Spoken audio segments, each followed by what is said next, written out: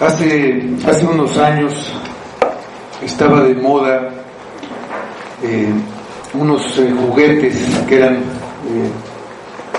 unos carritos que estaban muy muy bien hechos, que les abrían las puertas, hasta prendían las luces, y eran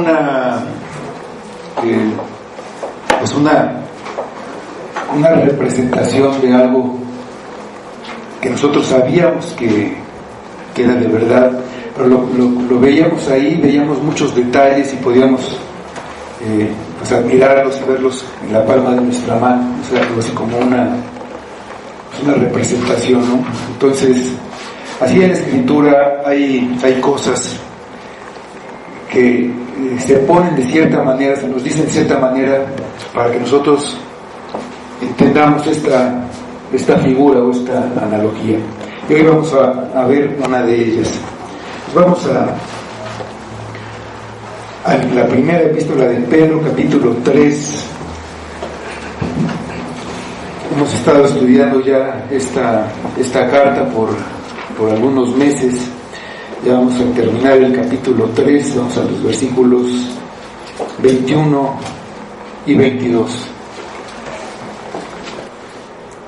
Dicen estos versículos: el bautismo que corresponde a esto ahora nos salva, no quitando las inmundicias de la carne, sino como la aspiración de una buena conciencia hacia Dios por la resurrección de Jesucristo, quien habiendo subido al cielo está a la diestra de Dios, y a Él están sujetos ángeles, autoridades y potestades. Vamos a orar. Señor, te damos muchas gracias por tu misericordia, de que tengamos con nosotros tus palabras que edifican, palabras que nos enseñan, que nos alientan y que traen también salvación a nuestras almas. Te pedimos que tú uses esta palabra de acuerdo a tu plan, a tu voluntad, a tu soberanía, que nos des más de tu espíritu para que esa palabra no se quede nada más ahí escrita o oída, sino que llegue a nuestro corazón y nos haga movernos en determinado sentido en el que tú quieres, en el que tú pongas en nuestro corazón, Padre. Ayúdanos en nuestra debilidad, en nuestra falta de fe, que tú nos las des, Señor, para que esta palabra bendita haga lo que tú quieres, el trabajo que tú quieres, por lo que nos los mandas a nosotros. Y pedimos que sea para tu gloria, y lo pedimos por Cristo. Amén. Entonces, bueno, de esta carta que hemos estado hablando, Pedro escribe a los creyentes que están dispersos en el mundo, que están sufriendo, y finalmente el objetivo de Pedro al escribir esta carta es alentarlos. Las pruebas que están pasando no son algo inusual, son algo común para los que viven en comunión con Cristo. Los sufrimientos son para que su fe sea purificada, por lo que deben perseverar en buscar la santidad y en evitar el mal. La manera de hacerlo es siendo obedientes a las autoridades del gobierno y en donde sea que estén viviendo o que estén trabajando. Su manera de vivir debe ser haciendo el bien y viviendo de una manera honrosa en medio de personas incrédulas, aunque los traten injustamente. Y el máximo ejemplo de esto es Cristo. El sufrimiento de Cristo fue por nuestros pecados. Fue una sola vez por la perfección de su sacrificio, con un valor infinito, suficiente para satisfacer la justicia de Dios, pagando toda la deuda y todo el castigo que nosotros merecíamos. Cristo era perfectamente justo, sin pecado, y sufrió de una manera injusta para llevarnos a Dios. Murió físicamente, murió de una manera violenta en la carne, pero fue vivificado en el Espíritu. Una vez que terminó su obra redentora, fue glorificado con todo el poder y dominio sobre toda la creación, y puede dar vida a los muertos espirituales. El Espíritu de Cristo es el que da vida. Cuando se predica el Evangelio verdadero, el que habla al pecador es Cristo mismo. En la antigüedad, el Espíritu de Cristo habló a través de los profetas. Uno de ellos era Noé, por medio del cual Cristo mismo predicó a la generación de ese tiempo, como nos dice Pedro en los versículos que son la clave para entender que el Espíritu de Cristo habló a través de Noé a la gente de su generación que murió en el diluvio y que ahora están encarcelados esperando el juicio final. Ahí en la primera de esta carta, en el primer capítulo, versículos 10 a 12, están estos versículos de lo que hablábamos la semana pasada, de cómo Noé hablaba en persona, pero Cristo era el que en verdad estaba hablando. Dicen estos versículos: los profetas que profetizaron de la gracia destinada a vosotros inquirieron y diligentemente indagaron acerca de esta salvación, escudriñando qué persona y qué tiempo indicaba el Espíritu de Cristo que estaba en ellos, el cual anunciaba de antemano los sufrimientos de Cristo y las glorias que vendrían tras ellos. A estos se les reveló que no para sí mismos, sino para nosotros, administraban las cosas que ahora os son anunciadas por los que os han predicado el Evangelio por el Espíritu Santo enviado del cielo, cosas en las cuales anhelan mirar los ángeles. En esta sección de la carta podemos ver la obra de Cristo, en que en Cristo vivificado tenemos vida. Cristo vivificado es el que nos da vida, que es el Espíritu de Cristo el que predica, y que Cristo es el que nos sostiene en las pruebas y en los sufrimientos. O sea, aquí seguimos hablando de la obra de Cristo, en estos versículos que leímos al principio. Pues Cristo, por su resurrección, nos salva. El versículo 21 dice: el bautismo que corresponde a esto ahora nos salva, no quitando las inmundicias de la carne, sino como la aspiración de una buena conciencia hacia Dios por la resurrección de Jesucristo. El bautismo que corresponde a qué nos salva, el que corresponde al episodio que acaba de mencionar Noé. Vamos ahí a los versículos 18 a 21 para ver de qué está hablando en este versículo Pedro. Dice: porque también Cristo padeció una sola vez por los pecados, el justo por los injustos, para llevarnos a Dios, siendo a la verdad muerto en la carne, pero vivificado en espíritu, en el cual también fue y predicó a los espíritus encarcelados, los que en otro tiempo desobedecieron, cuando una vez esperaban la paciencia de Dios en los días de Noé, mientras se preparaba el arca, en la cual pocas personas, es decir, 8, fueron salvadas por agua. Así como Noé y su familia fueron salvados en el arca del diluvio, así también el diluvio que corresponde a esto ahora nos salva. El bautismo que corresponde ¿a qué? A la salvación de pocas personas. La salvación es una figura o un antitipo del bautismo.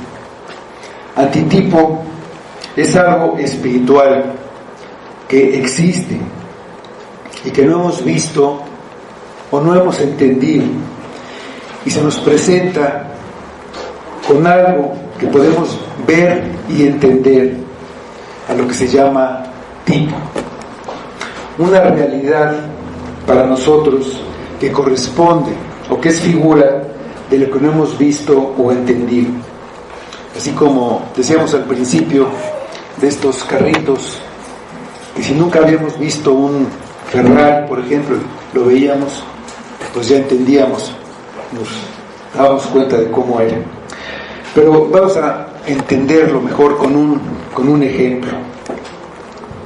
En el cielo existe un santuario que le fue mostrado a Moisés para que él hiciera uno en la tierra. Vamos al libro de Éxodo, capítulo 25, versículos 8 y 9. Aquí está Dios dándole estas instrucciones a Moisés. Él le mostró el verdadero que está en el cielo y le dice: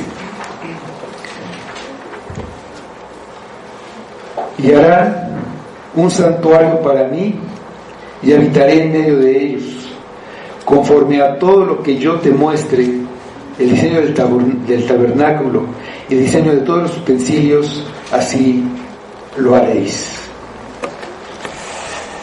Moisés lo construyó en la tierra. Era real, ahí estaba, lo podían ver todos los del pueblo.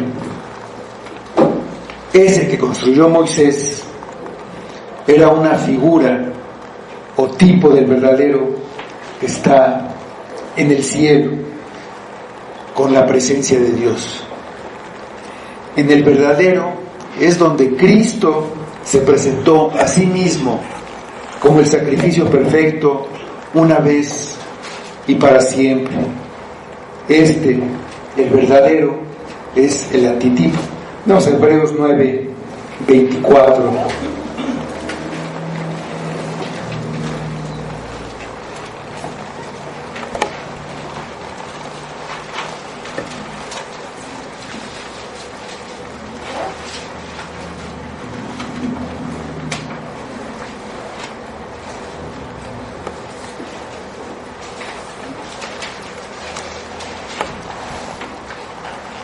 Dice Hebreos 9:24: porque no entró Cristo en el santuario hecho de mano, figura del verdadero, sino en el cielo mismo, para presentarse ahora por nosotros ante Dios.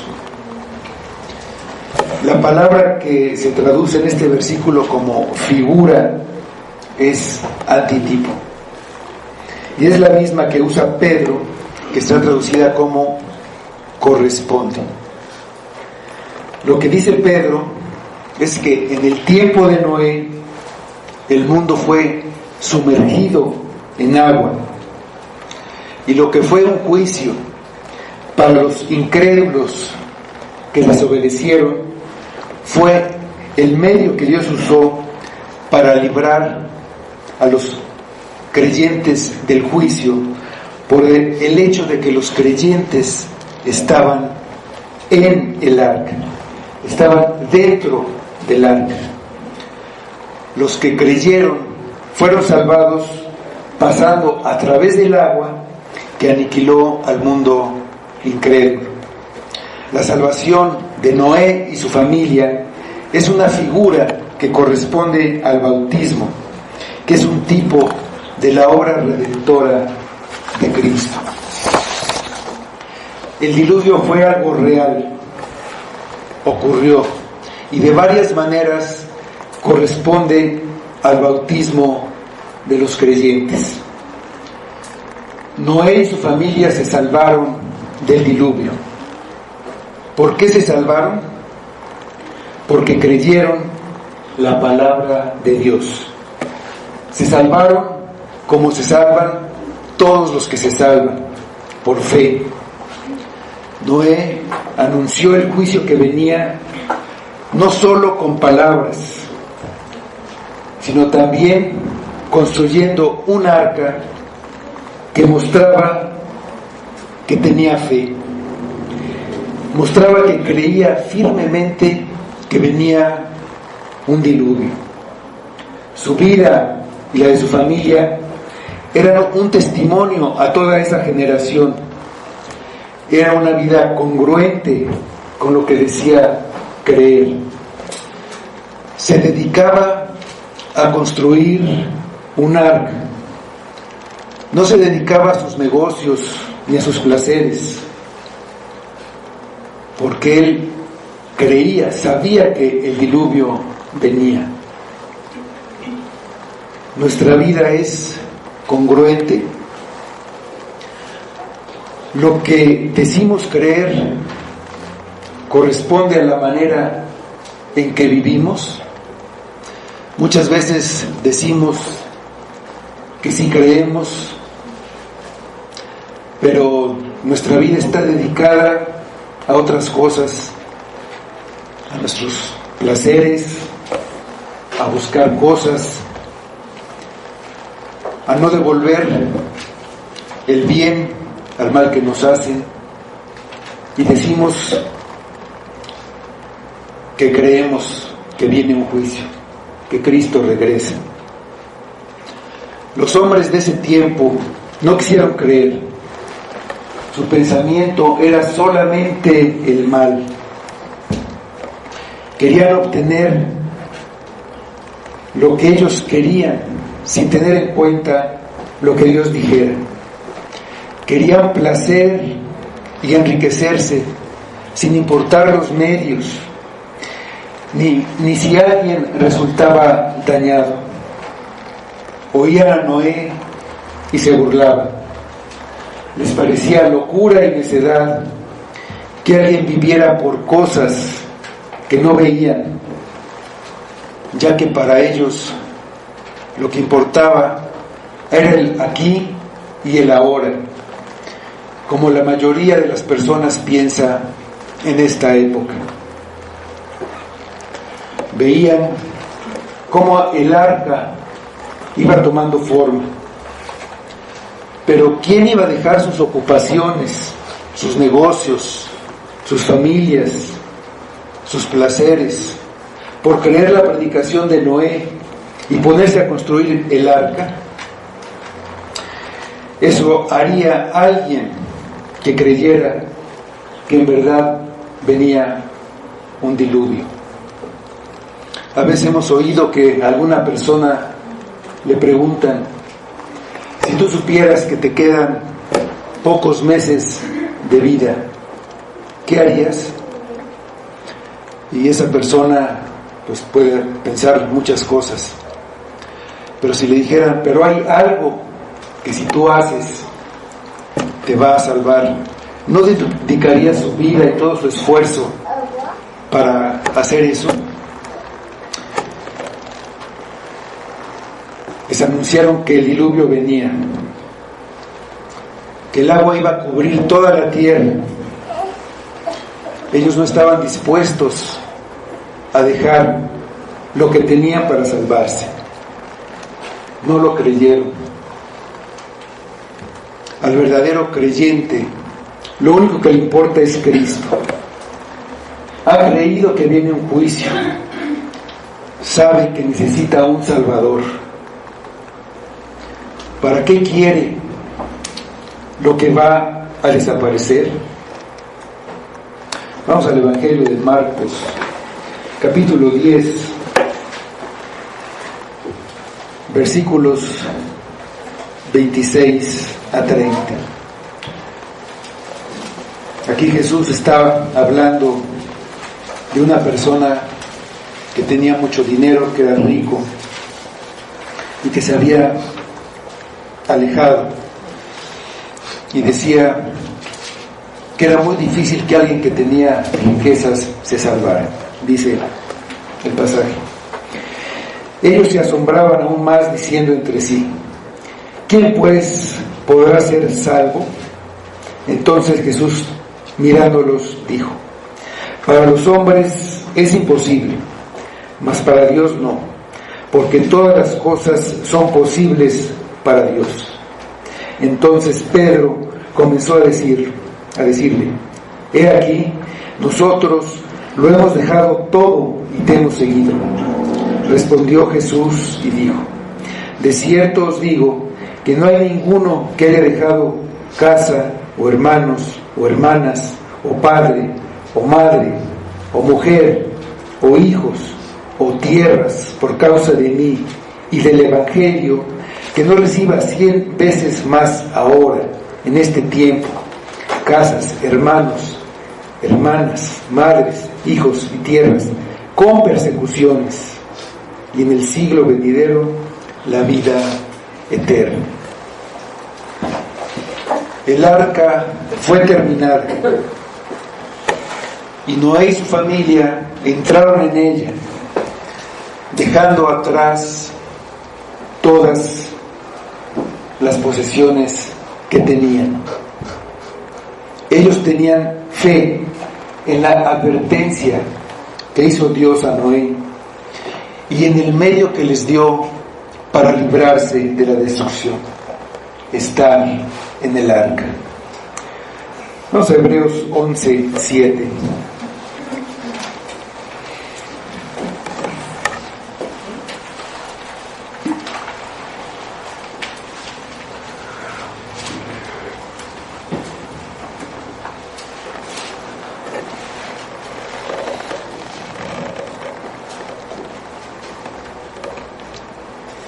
Por la fe, Noé, cuando fue advertido por Dios acerca de cosas que aún no se veían, con temor preparó el arca en que su casa se salvase, y por esa fe condenó al mundo y fue hecho heredero de la justicia que viene por la fe. Noé se salvó por fe, por creer.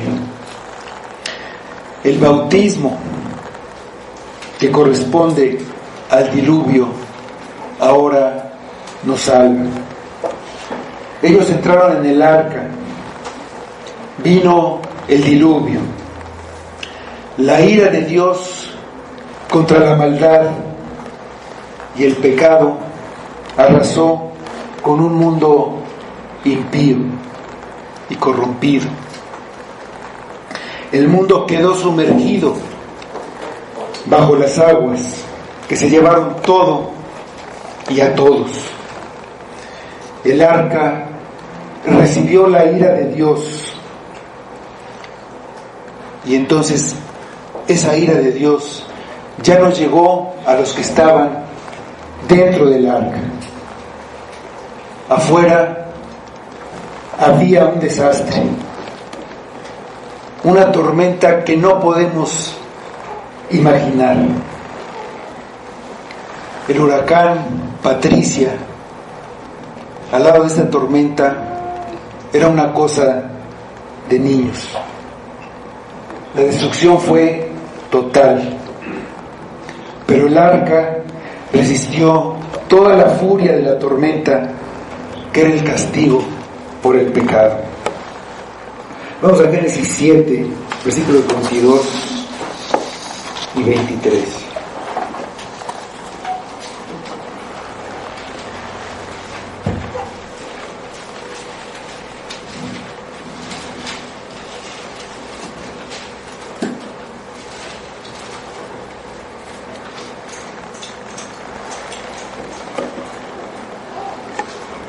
Todo lo que tenía aliento de espíritu de vida en sus narices, todo lo que había en la tierra murió. Así fue destruido todo ser que vivía sobre la faz de la tierra, desde el hombre hasta la bestia, los reptiles y las aves del cielo, y fueron raídos de la tierra, y quedó solamente Noé, y los que con él estaban en el arca. Viene el juicio por la rebelión y el pecado del hombre caído. Cristo es el único medio que Dios ha dado para la salvación de los pecadores. Creer en Cristo, tener fe en Cristo, es lo que nos une a Él y estar en Él. Estando en Cristo, somos salvados de la ira destinada para los pecadores. Cristo recibió toda la ira de Dios por el pecado. Cristo es el arca que recibe la ira de Dios que estaba destinada para nosotros. La recibe en nuestro lugar y ya no llega a los que creen y ponen su confianza en Él, a los que han venido a refugiarse en Él. El tiempo sigue pasando y parece que el mundo sigue igual que siempre, que nada pasa y que nada va a pasar, pero el día del juicio llegará. Vamos a la segunda epístola de Pedro, capítulo 3, versículo 7.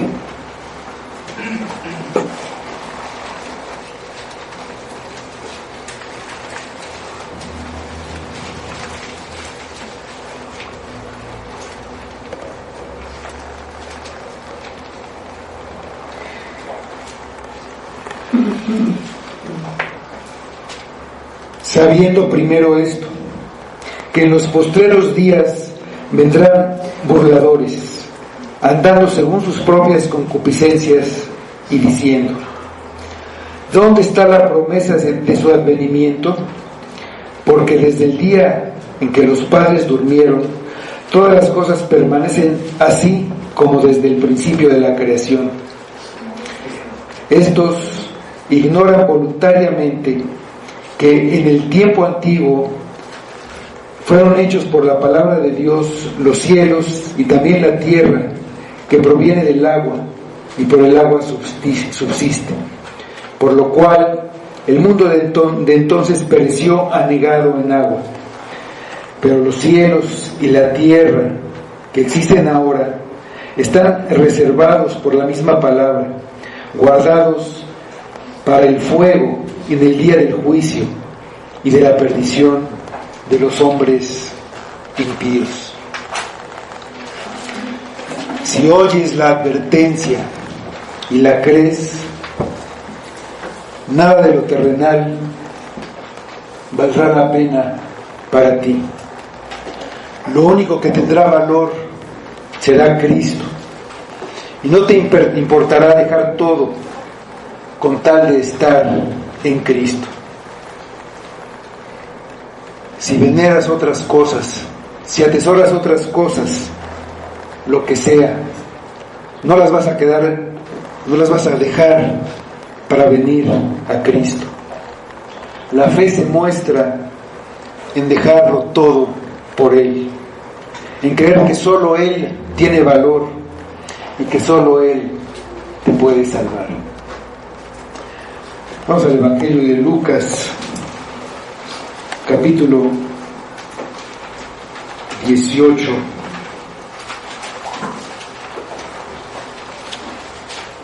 (26 a 30). Otra vez.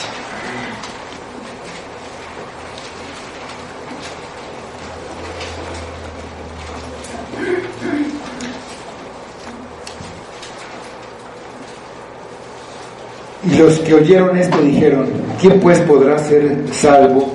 Y él les dijo: lo que es imposible para los hombres es posible para Dios. Entonces Pedro dijo: he aquí nosotros hemos dejado nuestras posesiones y te hemos seguido. Y él les dijo: de cierto os digo que no hay nadie que haya dejado casas o padres o hermanos o mujer o hijos por el reino de Dios, que no haya de recibir mucho más en este tiempo y en el siglo venidero la vida eterna. Todas las cosas terrenales son temporales. De una u otra manera van a desaparecer.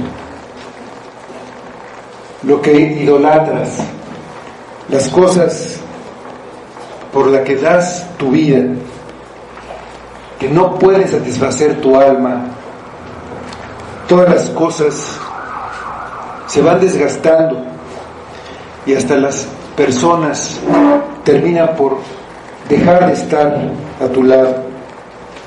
Lo mejor que tengas, tu casa, tu dinero, el oro y la plata, tu iPhone 17S, todo se va a quemar. Ahora no será el agua, será el fuego, el elemento del juicio al mundo lleno de maldad. En segunda de Pedro, capítulo 3, versículos 10 a 13.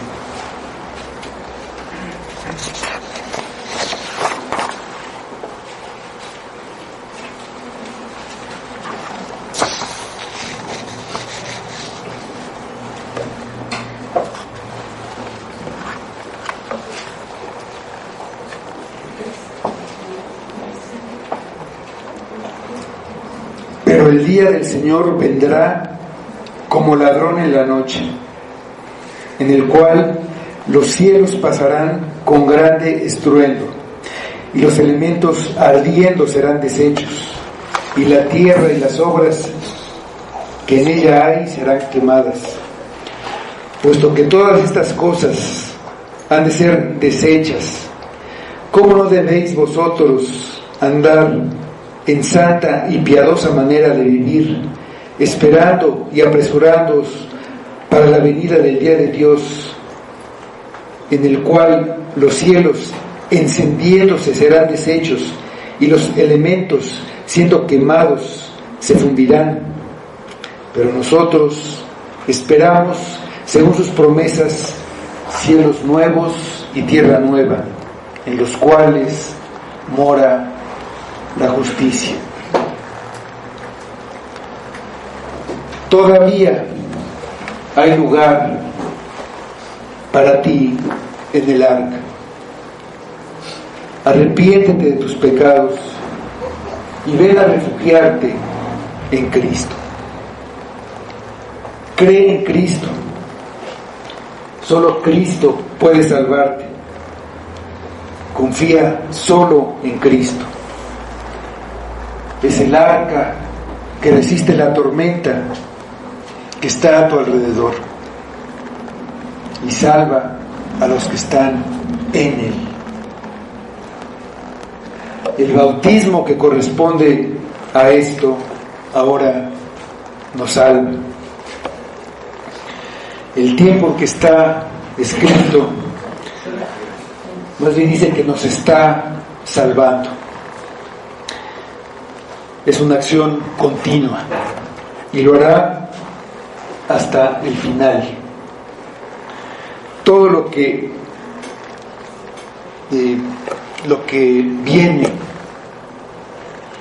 para nosotros, la tormenta sigue, pero de eso también somos salvados. Todo el que es un verdadero creyente tiene su salvación asegurada en Cristo, porque está en Cristo, pero su salvación no ha sido completada todavía. Afuera hay muchos peligros, en el mundo en que vivimos, muchas tentaciones, hay muchas batallas dentro y fuera de nosotros. Los sufrimientos continuos son una muestra de esto, pero Cristo nos salva continuamente, a pesar de que estas cosas abunden a nuestro alrededor, hasta que nuestra salvación sea completa. Van a pasar muchas cosas, Va a haber muchos sufrimientos, va a haber persecución, va a haber críticas, pero no nos separan de Cristo. Vamos a Romanos 8:35. Una vez dentro del arca, una vez dentro de Cristo, una vez en Cristo, estamos seguros, estamos a salvo.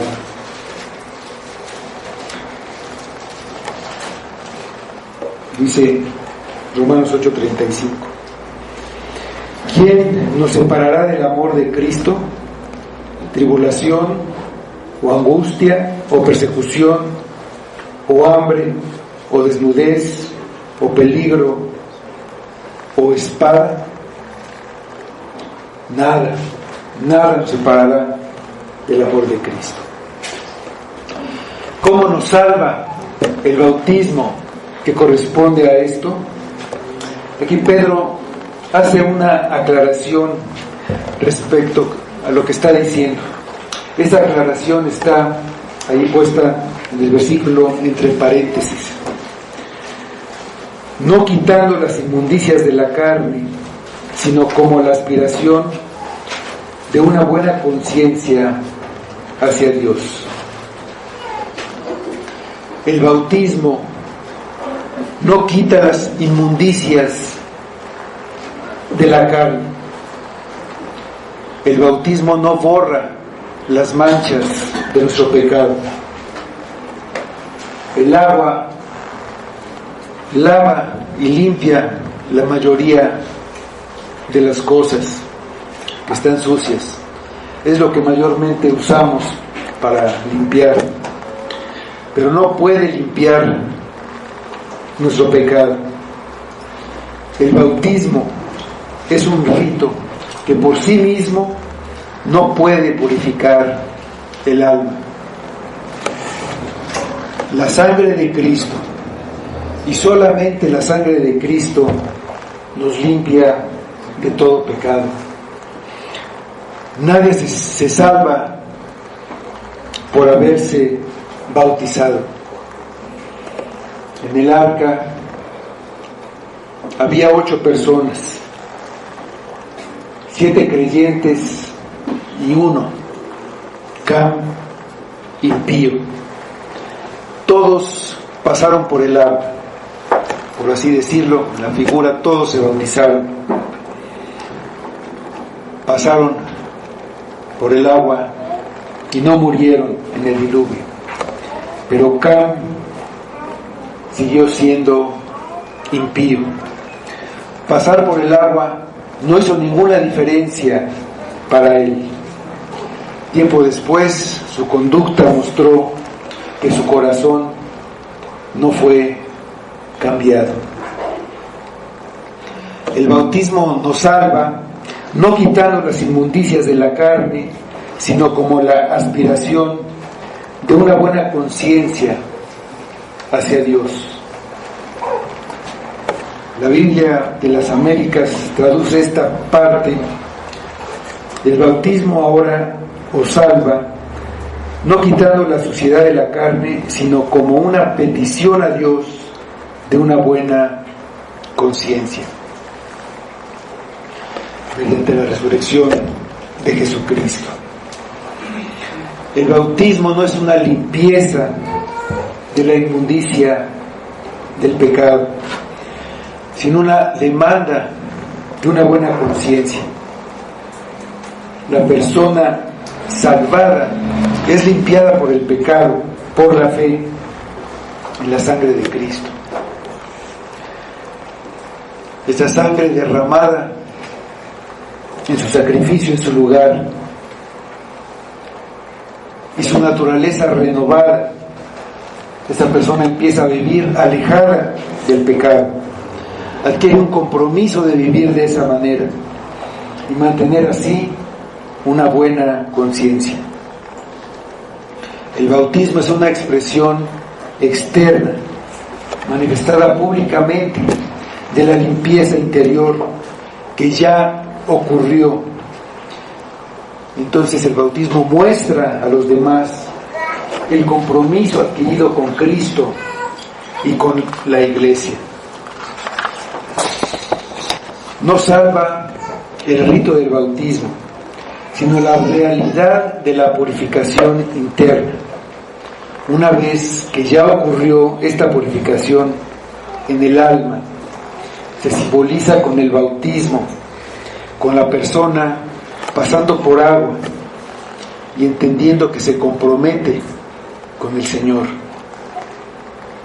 Un verdadero creyente tiene el anhelo de identificarse con Cristo. En la predicación de Pedro, en el día de Pentecostés,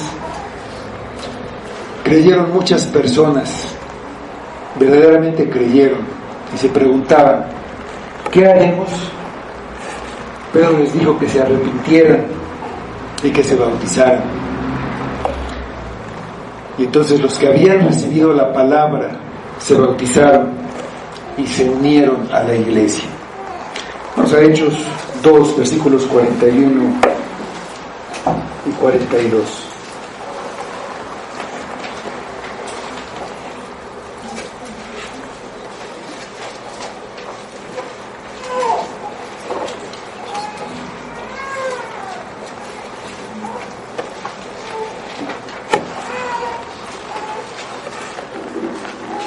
Dice, así que los que recibieron su palabra fueron bautizados, y se añadieron aquel día como 3,000 personas, y perseveraban en la doctrina de los apóstoles, en la comunión unos con otros, en el partimiento del pan y en las oraciones. Se unieron a la iglesia. Bautizarse es parte de ser un discípulo de Jesucristo. Un discípulo quiere obedecer a Cristo, quiere dar un testimonio de Cristo, que Cristo lo ha salvado y que está comprometido con Cristo. Por eso se bautiza. Vamos al Evangelio de Mateo, capítulo 28, versículo 19.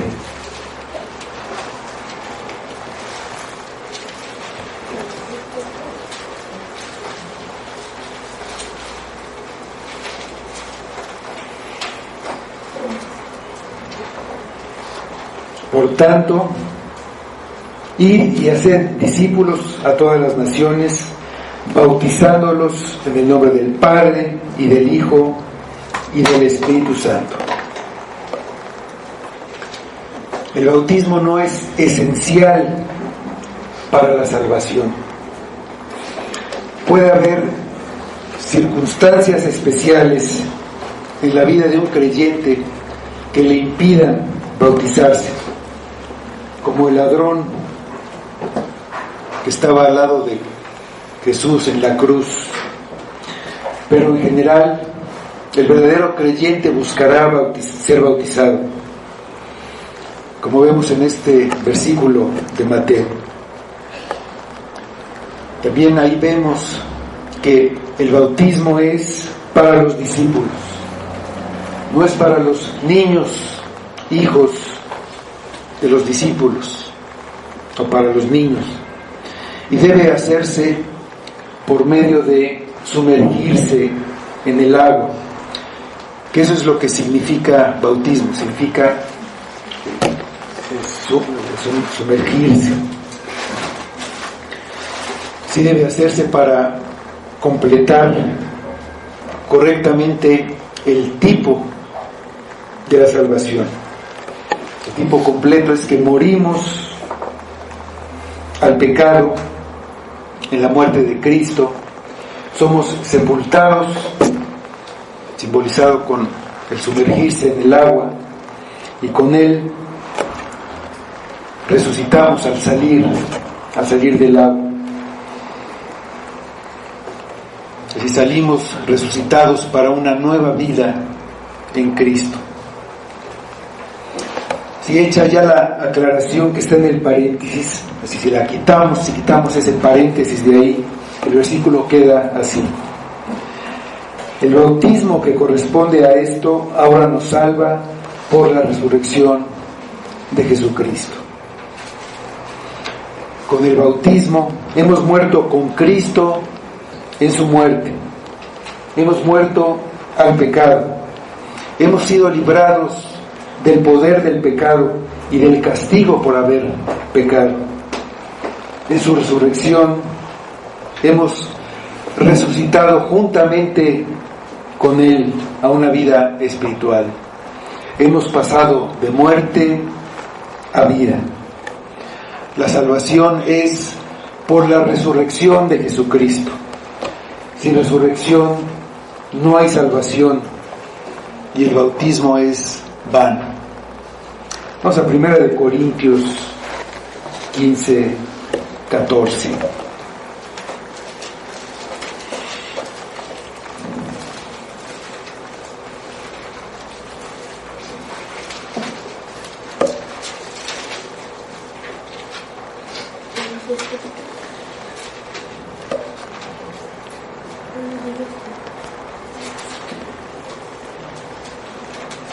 Y si Cristo no resucitó, vana es entonces nuestra predicación, vana es también nuestra fe.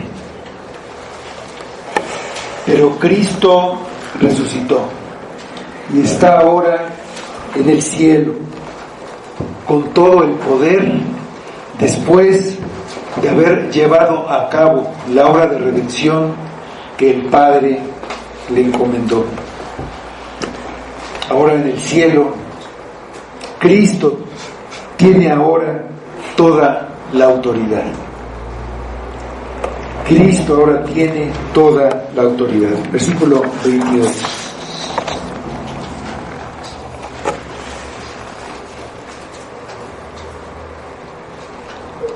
Quien habiendo subido al cielo está a la diestra de Dios, y a él están sujetos ángeles, autoridades y potestades.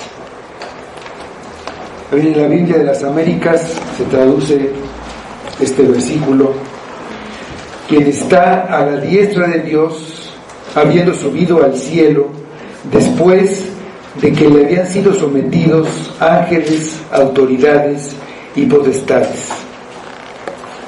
Estar a la diestra de Dios significa estar en la posición de más poder y de más honra que Dios reconoce a Cristo. Dice, Jehová dijo a mi Señor: siéntate a mi diestra hasta que ponga tus enemigos por estrado de tus pies. Dice el Salmo 110:1. En su encarnación, Cristo se despojó. Él tomó una naturaleza limitada y débil, nacido de mujer y nacido bajo la ley, pero sin dejar de ser Dios. Aunque era Dios, como hombre tenía ciertas limitaciones y ciertas necesidades. Como hombre no podía estar en varios lugares al mismo tiempo. Como hombre tenía sed, tenía hambre, tenía necesidad de dormir. Él se despojó a sí mismo.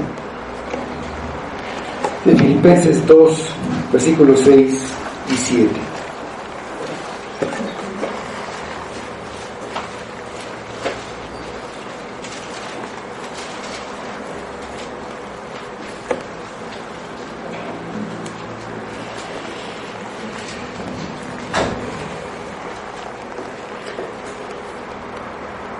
El cual, siendo en forma de Dios, no estimó el ser igual a Dios como cosa a que aferrarse, sino que se despojó a sí mismo, tomando forma de siervo, hecho semejante a los hombres. Terminada su obra, el Padre lo glorificó, y el poder que había tenido siempre, desde la creación, y del que Él se despojó, le fue dado otra vez. Es lo que vamos al Evangelio de Juan 17, versículos 4 y 5. Es lo que pide aquí Cristo ya poco antes de morir.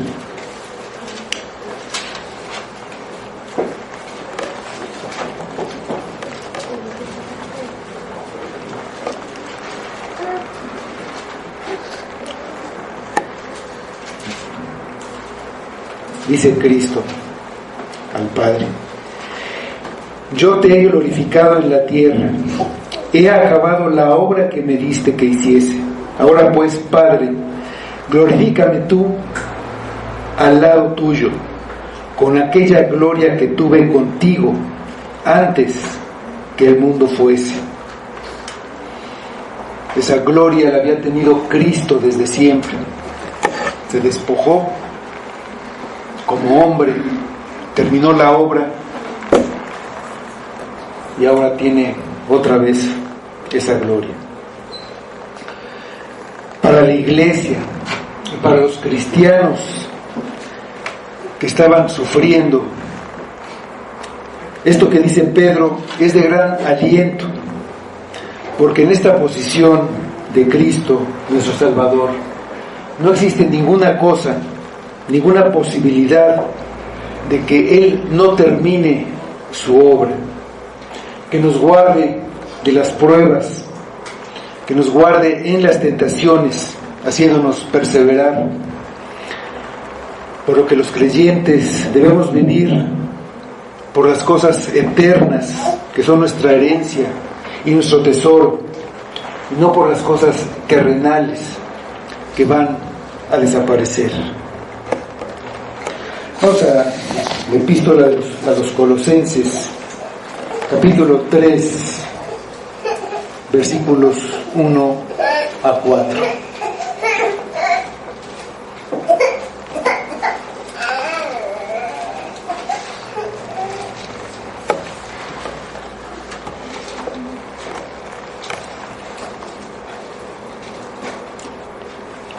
Si pues habéis resucitado con Cristo, buscad las cosas de arriba, donde está Cristo sentado a la diestra de Dios.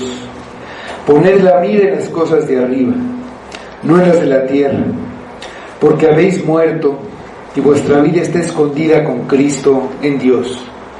Cuando Cristo, vuestra vida, se manifieste, entonces vosotros también seréis manifestados con Él en gloria.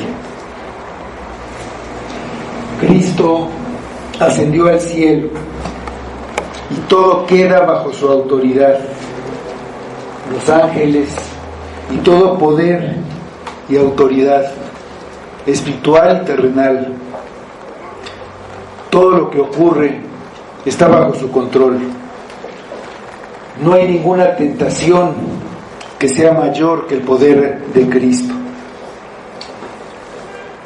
La obra que Él va a terminar va a ser santificar a su iglesia para presentársela a sí mismo sin mancha y sin arruga.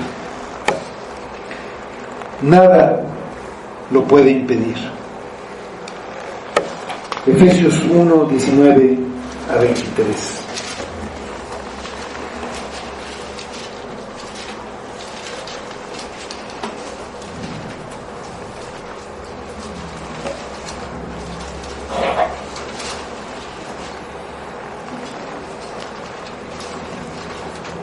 Y cuál la supereminente grandeza de su poder para con nosotros los que creemos, según la operación del poder de su fuerza, la cual operó en Cristo, resucitándole de los muertos y sentándole a su diestra en los lugares celestiales, sobre todo principado y autoridad y poder y señorío, y sobre todo nombre que se nombra, no solo en este siglo, sino también en el venidero.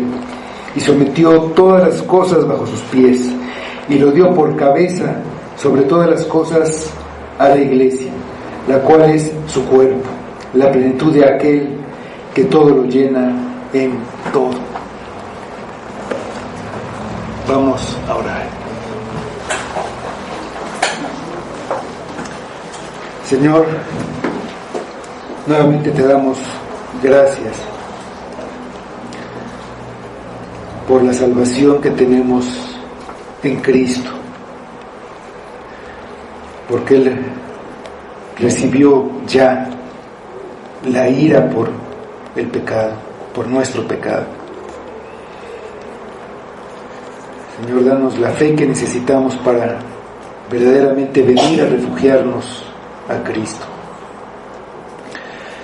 Si hay alguna persona aquí que todavía no haya confiado en Cristo, que no haya visto el juicio que viene, que no haya entendido la necesidad de un Salvador, te pedimos que abra sus ojos,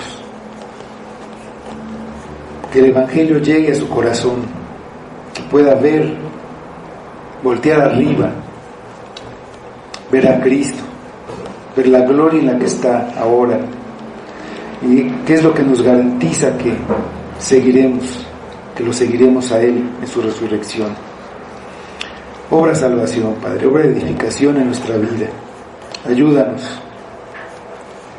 en las pruebas, en las dificultades, en las dudas que tenemos, que nuestra vida sea para Cristo. Pedimos todo para tu gloria y por Cristo. Amén.